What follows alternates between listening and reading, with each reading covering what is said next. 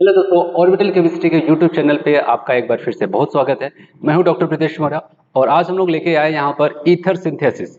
ठीक है, ईथर को लेबोरेटरी में कैसे बनाया जाएगा इसकी हम लोग बात करते हैं और बताया गया इस रिएक्शन की हम लोग बात करने वाले हैं जिससे लेबोरेटरी में ईथर को बनाया जाए। वो कौन सी रिएक्शन? Williamson ether synthesis. ठीक है, अलेक्जेंडर विलियमसन ने क्या दिया? एक लेबोरेटरी मेथड दिया जिससे कि हम लोग क्या कर सकते हैं, लैब में ईथर को आसानी से बना सकते हैं। तो कहा गया यहाँ पर अगर हम लोग बात करते हैं इस मेथड से हम लोग क्या कर सकते हैं, सिमेट्रिकल और अनसिमेट्रिकल दोनों ईथर का फॉर्मेशन कर सकते हैं। अगर हम लोग बात करते हैं, कहा गया ये क्या हो जाता है, important laboratory method for the preparation of symmetrical and unsymmetrical ether.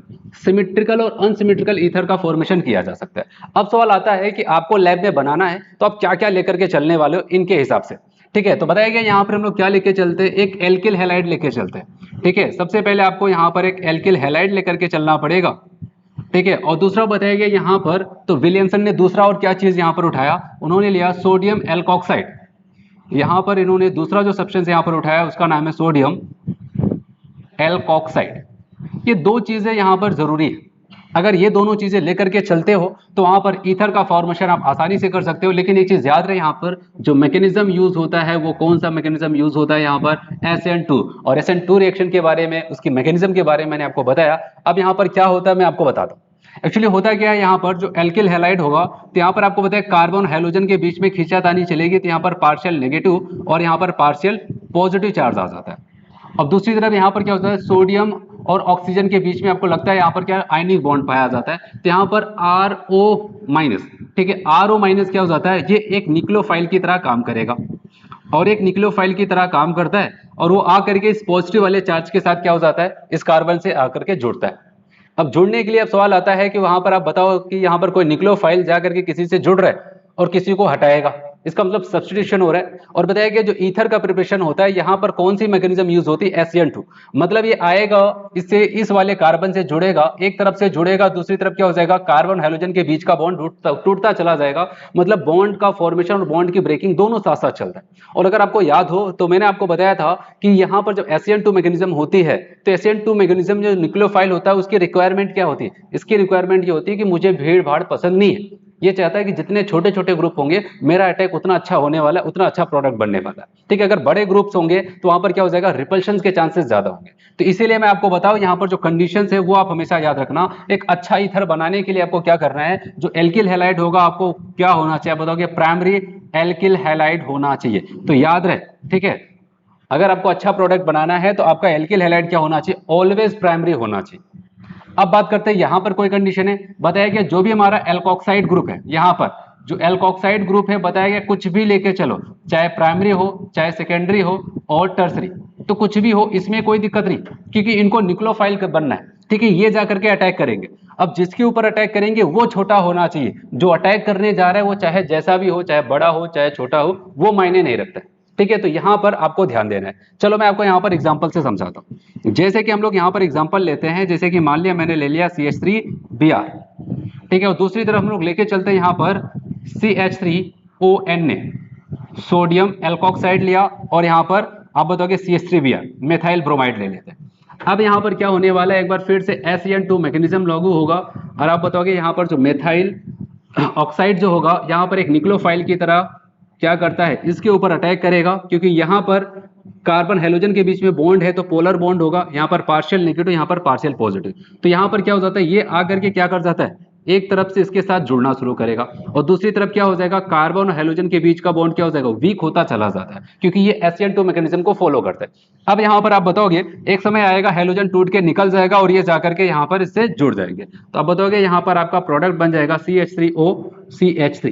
ठीक है, और यहाँ पर जो हेलोजन निकला है उस Na के साथ जाकर के वहां पर क्या कर जाएगा, अब बताओगे NaX, यहाँ पर हमने Br लिया तो NaBr का फॉर्मेशन कर देगा। तो ये चीजें यहाँ पर है, आपने देखा ये पूरी मैकेनिज्म SN2 के थ्रू यहाँ पर हो रही थी और इसीलिए कहा गया ये आपका यहाँ पर प्राइमरी होना चाहिए। ठीक है, और अगर हम लोग बात करते हैं यहाँ पर एग्जाम्पल की, जैसे कि मान लें यहाँ पर CH3Cl लिया और इसकी यहाँ पर अगर हम लोग कुछ ऐसे ले लेते हैं CH3, आप कह सकते हो यहाँ पर CH3CHONA। अगर हमसे पूछा जाए क्या यहाँ पर हमारा ईथर बन सकता है, आप बताओगे बन जाएगा। क्यों? क्योंकि यहाँ पर आपका ये क्या हो रहा है, आपको सेकेंडरी दिख रहा है। आपको मैंने बताया था ये कुछ भी हो जाए किसी भी डिग्री के साथ, बस ये आपका यहाँ पर प्राइमरी होना चाहिए। आप बताओगे यहाँ पर प्राइमरी क्या, यहाँ पर आपका क्या हो जाता है, आप बताओगे मेथाइल हैलाइड, तो आसानी से यहाँ पर अटैक करेगा। और आप बताओगे यहाँ पर क्या हो जाता है, आसानी से अटैक करेगा, तो यहाँ पर क्या हो जाएगा, ये वाला ग्रुप जा करके जुड़ेगा। आप बताओगे CH3 CH CH3O CH3 का फॉर्मेशन हो जाएगा।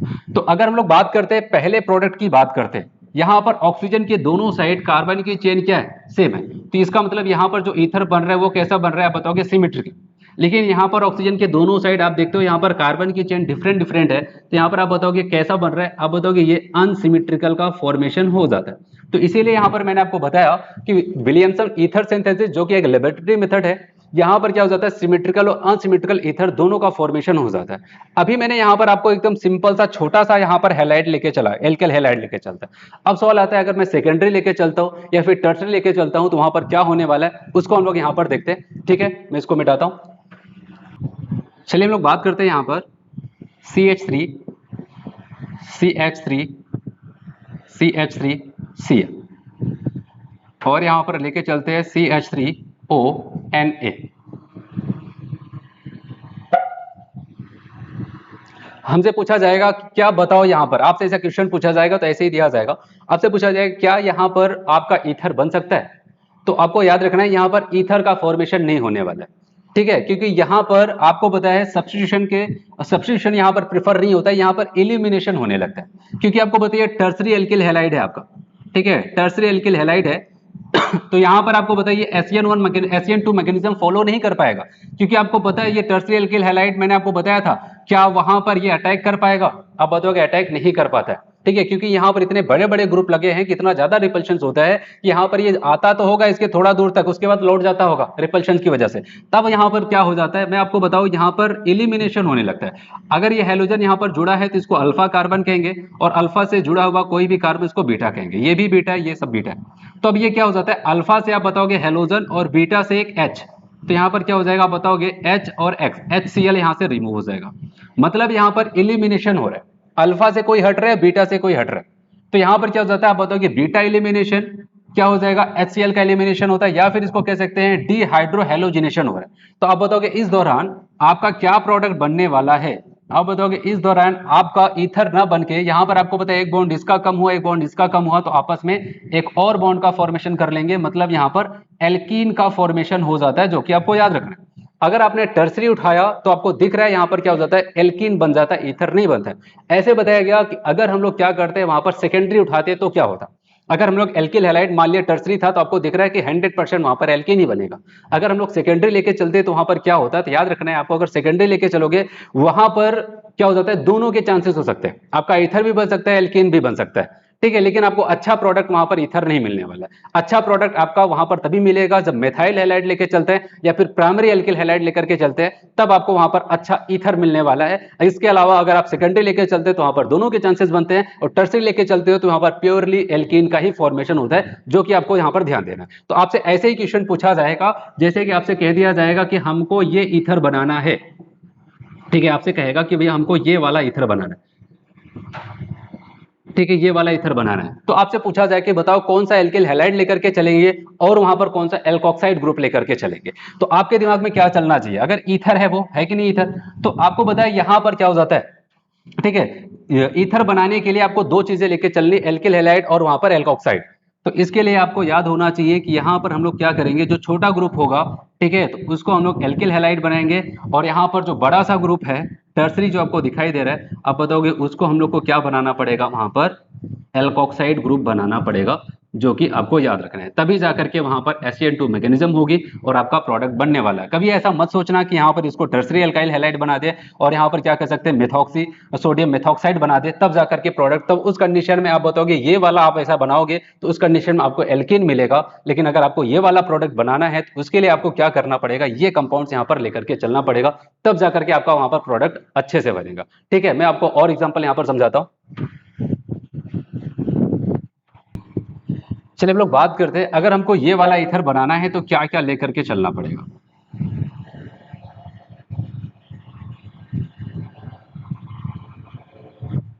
ठीक है, अगर ऐसा ईथर हम लोग को बनाना है अगर हमसे पूछा जाए कि बताओ आपको क्या क्या लेकर के चलना पड़ेगा, क्योंकि हमको कौन से मेथड से बनाना है, यहाँ पर विलियमसन ईथर सिंथेसिस मेथड से हमको ये वाला ईथर बना करके तैयार करना है। तो आपको बताया यहाँ पर, तो इसका मतलब हम लोग दो चीजें लेकर के चलते हैं।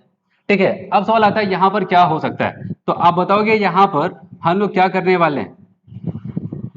ठीक है, यहाँ पर हम लोग सोडियम फिनॉक्साइड यूज कर सकते हैं, और दूसरी तरफ यहाँ पर क्या कर सकते हैं हम लोग, यहाँ पर एल्किल हैलाइड के तौर पे यहाँ पर मान लिया मिथाइल क्लोराइड ब्रोमाइड कोई भी यूज कर सकते हैं। तो आप बताओगे ऐसा अगर रहते हैं तो वहां पर चांसेस बन जाता है, क्योंकि इसका उल्टा भी अगर हम लोग चाहते तो ले सकते थे। यहाँ पर क्या कर सकते थे, अगर चाहते थे हम लोग ऐसे भी सोच सकते थे कि यहाँ पर हम लोग क्या लेकर के चले। ठीक है, हम लोग ऐसे सोच सकते थे, यहाँ पर ये ले लिया और यहाँ पर CH3ONA ले लेते हैं। तो सवाल आता है क्या दोनों लोग बना सकते हैं या फिर कोई एक बना सकता है। तो आपको बताया यहाँ पर ये निक्लोफाइल का रोल प्ले तो करेंगे अच्छे से, कोई दिक्कत नहीं है, यहाँ पर निक्लोफाइल का रोल प्ले करेंगे। और सबको पता है क्या ये निक्लोफाइल यहाँ पर रिंग पे अटैक कर सकता है। निक्लोफाइल क्या हो जाता था आपको पता है, बेंजीन रिंग के ऊपर अटैक नहीं करता है, अगर कहीं करता भी था तो बहुत हार्श कंडीशन वहां पर देनी पड़ती थी। तो आपको बताया यहाँ पर ब्रोमीन और इसके बीच में पार्शियल डबल बॉन्ड कैरेक्टर पाया जाता है, या फिर आपको ऑर्गेनिक में बताया गया यहाँ पर sp2 हाइब्रिडेशन पाया जाता है। आपको बताया इसका बॉन्ड लेंथ काफी छोटा हो जाता है, जिसकी वजह से ये वाला बॉन्ड ब्रेक नहीं होता है। जब ये वाला बॉन्ड टूटेगा नहीं तो आपको बताया यहाँ पर ये अटैक कर नहीं पाएगा। इसीलिए आप बताओगे ये वाला कॉम्बिनेशन यूज नहीं होगा ईथर प्रिपरेशन के लिए, और ये वाला ही कॉम्बिनेशन वहां पर क्या हो जाएगा, यूज होगा ईथर प्रिपरेशन के लिए। और ये बहुत ही इंपॉर्टेंट रिएक्शन है जो कि आपको याद रखना है, क्योंकि अगर कभी भी पूछा जाए कि विलियमसन ईथर सिंथेसिस में कौन सी मैकेनिज्म यूज होती है, तो आप बताओगे यहाँ पर SN2 मैकेनिज्म यूज होता है। ठीक है, SN2 मैकेनिज्म से हम लोग ईथर का फॉर्मेशन करते हैं। याद रखना आपका एल्किल हैलाइड जो होना चाहिए तो मिथाइल हैलाइड हो या फिर प्राइमरी एल्किल हैलाइड हो, और यहाँ पर जो एल्कोक्साइड ग्रुप है किसी भी डिग्री के साथ हो, कोई दिक्कत नहीं है। अगर आपने प्राइमरी हैलाइड की जहां पर आपने सेकेंडरी यूज किया तो आप बताओगे दोनों प्रोडक्ट मिल सकते हैं, ईथर आपको ज्यादा अच्छा नहीं मिलने वाला है। अगर आपने टर्सरी एल्किल हैलाइड यूज किया तो 100% वहां पर एल्किन बनने वाला है, ईथर का कोई भी नामो निशान नहीं होगा। तो यहां तक क्या हो जाता है, पूरा का पूरा विलियमसन ईथर सिंथेसिस फिनिश हो जाता है। ठीक है, तो आज हम लोग इतना करते हैं। Thank you.